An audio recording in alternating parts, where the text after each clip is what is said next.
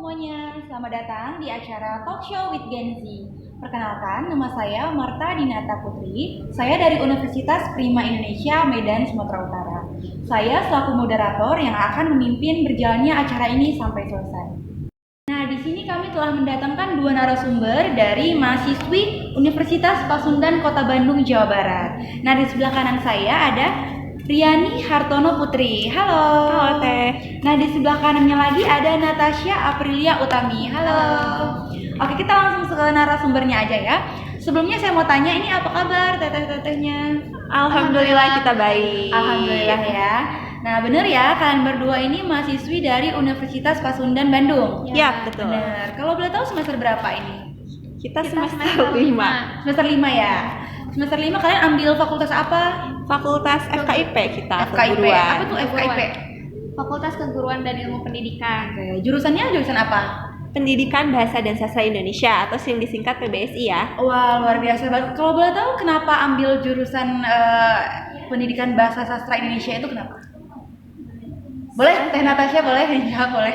Oh, kalau untuk saya sendiri, karena dulu saya SMA gitu ya, saya suka bahasa, jadi saya untuk memperdalam bahasa itu sendiri, jadi saya masuk ke jurusan Pendidikan Bahasa dan Sastra Indonesia. Oke. Berarti dari SMA sudah menggemari pendidikan bahasa Indonesia lah ya, berarti ya. Oke, kalau Teh Riani sendiri apa? Kalau aku sendiri tuh karena aku ingin menjadi guru ya. Awalnya aku ingin masuk PGSD, tapi kemungkinan karena kayak ingin mencakup yang lebih luas lagi nih SMP dan SMA, akhirnya aku memilih ya udah deh Pendidikan Bahasa dan Sastra Indonesia aja kali ya. Dan akhirnya udahlah pilihan aku ke situ. Ya, karena cakupnya lebih luas ya. Iya, karena lebih kalau luas. PGSD sendiri cukup SD doang SD ya. doang masuknya. Oke. Berarti cita-citanya sebagai guru ya? Guru. Mulia banget ya. Mulia sekali. Oke, guru ya. Iya. Oke. Nah, di sini berarti kalian berkuliah di Universitas Pasundan. Iya. Nah, kenapa memilih Universitas Pasundan? Boleh saya dulu Iya, atau boleh, Teh Nanat? boleh. Satu aja boleh. Oke, aku dulu ya. Mungkin kalau dari saya ya, mungkin kan kalau swasta yang menurut saya Fakultas Ilmu dan Pendidikan yang bagus itu menurut saya di Unpas gitu, Oh, Universitas oke. Pasundan. Jadi saya lebih memilih Unpas aja deh ya gitu. Kalau di Bandung tuh yang di mana tuh? Pasundan Universitas. Kalau di FKIP tuh khususnya di Taman Sari. Oh, Taman Sari. Taman Sari ya. Nah, Terus kalau selain kan kalau Fakultas Ilmu Pendidikan itu di Taman Sari ya khususnya, tapi kalau untuk fakultas-fakultas lain gitu itu ada di Lengkong, ada di berarti nggak hanya satu ya di iya, sini ya? bener, Banyak di ya? mana-mana. Oh, oke. Berarti kita lanjut ke topik aja ya. Iya, boleh. Nah, mengangkat Oke. dari tema kita pada hari ini yaitu metode public speaking. Nah, sebelumnya saya mau tanya sama teteh-teteh di sini, apa sih pengertian dari metode public speaking? Pengertian dari public speaking? Jadi public speaking itu adalah teknik berbicara di depan umum untuk menyampaikan suatu informasi gitu. Di dalam proses belajar di ruang kelas, pernah nggak menggunakan metode public speaking? Oke, untuk pembelajaran di dalam kelas sendiri ya, apalagi kan kita itu kebanyakan sekarang itu kelompok ya, Teh. Otomatis kelompok itu harus presentasi ke depannya. Dan saat presentasi itu diperlukan sekali lah metode public speaking tersebut gitu kan. Jadi kayak sudah menjadi makanan tiap hari gitu. Kalau untuk presentasi kan kita berbagai macam ya, ada yang menggunakan naskah, ada yang hafalan dan lain-lain, kan itu masuk metode public speaking juga gitu. Berarti public speaking ini berarti bukan hal baru lah ya di, Iya. di dunia Iya, perkuliahan perkuliahan, ya. pasti. Belajar metode public speaking ini di semester berapa kalau boleh tahu kemarin? Di semester 4. 4 ya? Iya. Oke. Di sini kan metode tema kita kan metode public speaking. Saya mau tanya apa-apa saja sih metode dari public speaking itu sendiri? Boleh dijawab dari Teh Riani dulu? Oke, di sini itu metode public speaking itu ada 4 ya. Yang Oke, ada pertama 4 itu ya. ada impromptu, yang kedua itu ada memory tag, yang ketiga itu ada extempore, Extempore. dan yang keempat terakhir itu ada manuskrip. Manuskrip. Nah, Oke. kita mulai dari yang pertama deh ya. Boleh. Boleh dijelaskan apa itu metode impromptu? Nah, metode impromptu itu di sini adalah suatu metode di mana penyampaiannya itu tidak melalui naskah atau tidak melalui catatan kecil atau hafalan. Jadi metode ini itu lebih ke kayak spontanitas gitu Teh. Jadi kayak langsung gitu berbicaranya itu tanpa menggunakan naskah, teks dan lain-lain gitu. Oh, berarti metode impromptu Penyampaiannya. ini intinya spontan gitu lah ya. Spontan. Nah, pasti kalau spontan ini ada kelebihan dan kekurangannya dong pastinya. Oh, tentu ada dong. Apa tuh kalau boleh tahu tuh? Untuk kelebihan dan kekurangannya itu di sini itu ada, untuk kelebihan dulu ya yang Iya, saya boleh. bahas. Oke. Untuk kelebihannya itu ada dapat mengungkapkan perasaan sebenarnya gitu. Jadi kita itu saat menyampaikan materi atau menyampaikan sesuatu itu, kita itu tidak terpatok pada suatu naskah atau apapun itu. Jadi kita itu bisa jalan menggunakan perasaan kita sendiri gitu. Apa sih yang mau kita bicarakan, apa yang mau kita omongkan, apa yang terlintas di dalam pikiran kita, ya kita langsung ucapkan gitu tanpa kita tergantung naskah atau hafalan dan lain-lain. Kemudian yang keduanya itu pendapat dan gagasannya itu datang secara spontan gitu. Jadi apa yang kita ucapkan, apa yang kita lontarkan itu secara spontan aja gitu, tanpa kita mengikuti yang tadi saya bilang kan, teks, naskah dan lain-lain. Kemudian memungkinkan pembicara itu terus berpikir. Jadi kayak kita itu mikirin nih, setelah kita ngomong ini kita ngomong apa ya, setelah kita ngomong ini kita ngomong apa ya. Jadi kita itu tidak ada jarak untuk berpikir dulu nih kita untuk ngomong apa. Nah itu dia kelebihannya. Sedangkan kekurangannya di sini itu dapat menimbulkan kesimpulan yang mentah karena terbatasnya suatu pengetahuan pembicara. Selanjutnya juga ada penyampaiannya itu tidak lancar. Tidak lancar di sini itu maksudnya kayak yang terkadang ya teh, kalau kita misalkan spontan berbicara itu kan kadang kita suka mikir ya kayak aduh kedepannya apa nih, kedepannya apa. Nah itu kan membuat berbicara kita terpatah-patah atau tidak lancar kan. Kemudian di sini gagasan yang disampaikan itu kurang sistematis. Selanjutnya yang terakhir itu mudah terkena demam panggung ya teh ya. Apalagi kalau kita harus yang kayak aduh apa ya, mikir selanjutnya jadi grogi, jadi ya hancur deh gitu demam panggung gitu. Sekian sih kalau untuk metode impromptu. Oke, gitu. terima kasih ya. Nah, teman-teman di rumah, kedua narasumber kita ini telah menyediakan contoh dari metode impromptu. Nah, baik, mari kita simak video dari contoh metode impromptu. Kita bisa bekerja sama untuk kebaikan, maka pasti kita bisa menyelesaikan permasalahan-permasalahan sesulit apapun dan seberat apapun. Karena itu kita harus kerjasama dalam arti kebaikan untuk menyelesaikan permasalahan-permasalahan yang ada di masyarakat yang memang dibebankan oleh Tuhan kepada kita. Saya tahu itu tidak mudah. Tapi kalau kita bergandengan tangan, kita bekerja sama, kita menyelesaikan, saya kira kita akan bisa lebih enak. Tidak ada manusia paling. Nah, yang kedua di sini ada metode extemporer. Nah, ada yang mau jawab? Ada yang bisa jawab? Apa itu metode extemporer? Silakan, Teh Natasha, boleh. Jadi metode extemporer ini cara penyampaiannya itu dengan menggunakan catatan kecil yang berisi poin-poin gitu. Sampaikan ya berarti Iya, ya. betul. Oke. Sebagai acuan dalam menyampaikan suatu informasi gitu. Nah, pastinya kalau metode seperti ini ada plus minusnya dong. Iya. Boleh tahu nggak apa itu plus minus dari metode extemporer? Nah, jadi untuk kelebihan dari metode extemporer itu sendiri, yang pertama, komunikasi dengan pendengar itu lebih baik. Yang kedua, pesan atau materinya itu dapat diubah sesuai kebutuhan. Yang ketiga, penyajiannya lebih spontan. Nah, jadi untuk kelebihan dari metode extemporer ini, pembicara itu akan interaktif gitu dengan audiens. Lebih interaktif ya? Iya, betul. Dengan Kekurangannya kalau betul apa tuh? Untuk kekurangannya sendiri dari metode extemporer itu, yang pertama persiapannya kurang baik jika dibuat itu terburu-buru. Kemudian pemilihan bahasanya pun kurang baik, kefasihannya pun kurang. Kemudian kemungkinan menyimpang gitu dari kerangka yang telah disiapkan. Nah, jadi kekurangan dari metode extemporer ini, kalau jika misalnya kita kurang terbiasa untuk improve dalam menyampaikan, si pembicara itu akan terlihat kaku gitu. Iya, benar-benar. Ya. Berarti kalau kira-kira kalau contoh dari metode extemporer itu apa di dalam dunia pembelajaran atau perkuliahan itu? Contohnya saat mahasiswa melakukan presentasi gitu kan? Oh, presentasi di Ya, kelas berarti ya? Menyediakan poin-poin seperti itu. Oke. Nah, yang ketiga ada metode memory tag. Nah, boleh dijawab oleh Tere ini apa itu metode memoriter? Metode memoriter ini di sini sendiri adalah suatu metode yang penyampaiannya itu dengan cara menghafal gitu.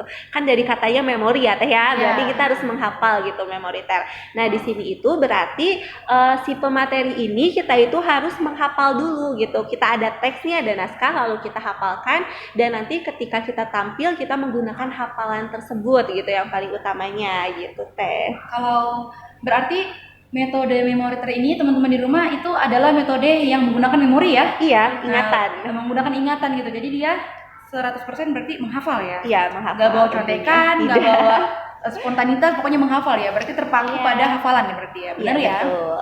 Nah, apa tuh kalau boleh tahu plus minusnya? Oke, plus minusnya di dijelaskan sini. di Nah, sini ya. kelebihan dulu ya. Iya, seperti yang tadi. biar teman-teman di rumah tahu. Kelebihannya itu yang pertama itu adalah mendapatkan perhatian dari publik gitu. Jadi ketika kita menggunakan metode tersebut kan kita itu menghafal ya, kayak otomatis kita tidak membawa teks atau apapun. Fokus kita itu hanya kepada audiens dan pikiran kita sendiri. Itu kelebihan yang pertamanya. Mata kita tertuju kepada audiens.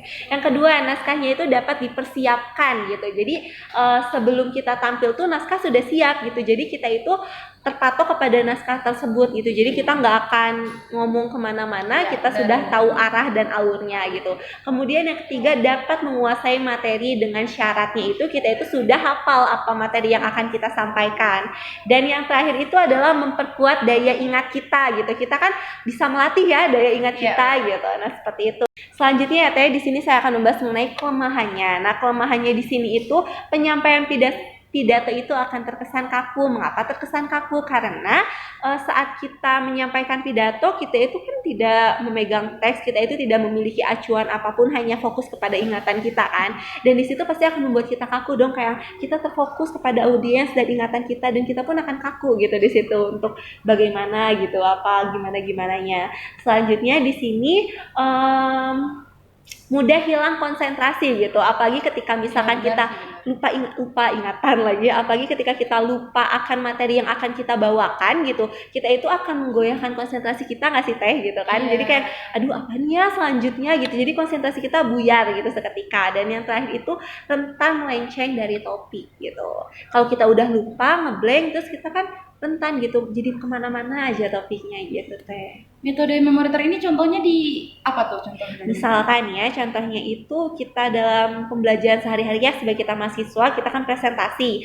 Ketika kita presentasi itu ada beberapa dosen yang menginginkan kita untuk tidak boleh membawa teks, tidak boleh membaca atau apapun ya, otomatis kita sebagai mahasiswa harus menghafal dong, dan kita itu mempresentasikan di depan teman-teman kita menggunakan metode ini gitu, metode memoriter atau menghafal. Oke. Nah, yang terakhir ada metode manuskrip. Nah, kalau menurut saya pribadi, pengetahuan saya pribadi ya, kalau metode manuskrip itu metode yang menggunakan naskah ya. Sepenuhnya full dia membaca naskah gitu ya. Nah, kalau menurut pengetahuan Teh Natasha itu benar nggak yang saya bilang tuh? Ya, untuk metode manuskrip itu, jadi penyampaiannya itu dengan menggunakan naskah. Jadi untuk tujuannya itu untuk mengurangi terjadinya kesalahan gitu dalam penyampaiannya. Gitu. Lebih ke ambil aman ya gitu ya? Iya, cari aman. Nah, apa tuh plus minusnya kalau manuskrip tuh? Untuk kelebihannya, yang pertama kata-katanya itu dapat dipilih sebaik mungkin gitu. Benar. Karena kan menggunakan naskah ya. Kemudian pernyataannya pun dapat lebih hemat. Kemudian lebih pasif dalam berbicara karena kita menggunakan naskah gitu, jadi lebih pasif aja gitu menggunakan berbicaranya. Kemudian hal-hal yang menyimpang dapat dihindari. Dan yang terakhir, naskah dapat diterbitkan atau diperbanyak. Jadi untuk kelebihan dari metode ini tuh untuk meminimalisasi terjadinya kesalahan gitu. Kemudian untuk dari kelemahannya sendiri, metode manuskrip ini interaksi dengan pendengar itu kurang. Kemudian pembicara itu terlihat kaku karena kan terlalu melihat teks gitu ya. Jadi terlalu kaku gitu, monoton gitu. Kemudian tanggapan pendengar pun tidak dapat mempengaruhi pesan. Dan yang terakhir, persiapannya pun lebih lama. Karena kan menggunakan teks kita harus menyusun dulu kata-katanya tuh, dari teks itu harus yang lebih baik gimana gitu. Oke. Nah, teman-teman di rumah, dua narasumber kita ini telah menyediakan contoh video dari metode manuskrip. Nah, jadi buat teman-teman di rumah kita sambil belajar, mari kita simak video dari contoh metode manuskrip. Harus diingat bahwa kodrat bangsa Indonesia adalah kodrat keberagaman. Takdir Tuhan untuk kita adalah keberagaman. Dari Sabang sampai Merauke adalah keberagaman. Dari Miangas sampai Rote adalah keberagaman. Berbagai etnis, berbagai bahasa lokal, berbagai adat istiadat, berbagai agama, kepercayaan serta golongan bersatu padu membentuk Indonesia. Itulah Bhinneka Tunggal Ika kita, Indonesia. Namun, kehidupan berbangsa dan bernegara kita selalu mengalami tantangan. Kebhinekaan kita selalu diuji. Ada pandangan dan tindakan yang selalu mengancamnya. Ada sikap tidak toleran yang mengusung ideologi lain selain Pancasila. Dan semua itu diperparah oleh penyalahgunaan media sosial, oleh berita bohong, oleh ujaran kebencian yang tidak sesuai dengan budaya bangsa kita. Nah, berarti dapat disimpulkan dari topik pembahasan kita hari ini yaitu metode public speaking. Ya. Nah, kita ada metode public speaking itu ada 4. Yang pertama tadi adalah metode impromptu. Nah, metode impromptu itu adalah metode yang secara spontan ya teman-teman. Itu simpelnya aja. Metode yang dilakukan penyampaian informasinya itu dilakukan secara spontan. Nah, yang kedua tadi itu adalah metode extemporer. Nah, metode extemporer itu adalah metode yang menggunakan catatan kecil ya, bener ya? Iya. Nah, kayak seperti yang saya lakukan sekarang ini, kita menyampaikan informasi tapi menggunakan catatan, contekan ya lebih tepatnya ya. Oke, nah yang ketiga tadi adalah metode memoriter. Nah, seperti namanya aja udah memoriter berarti metode yang digunakan metode yang dilakukan menggunakan memori ya. Nah, jadi kita tuh sepenuhnya menghafal skrip. Sama sekali kita tidak ada bawa contekan sama sekali ya, tidak spontan berarti tetapi menggunakan skrip. Bener ya? Hafalan ya, benar-benar sorry. Nah, yang terakhir adalah metode manuskrip. Metode manuskrip itu adalah metode yang dilakukan dengan membaca skrip ya. Sepenuhnya kita membaca skrip menggunakan bacaan naskah ya, benar ya.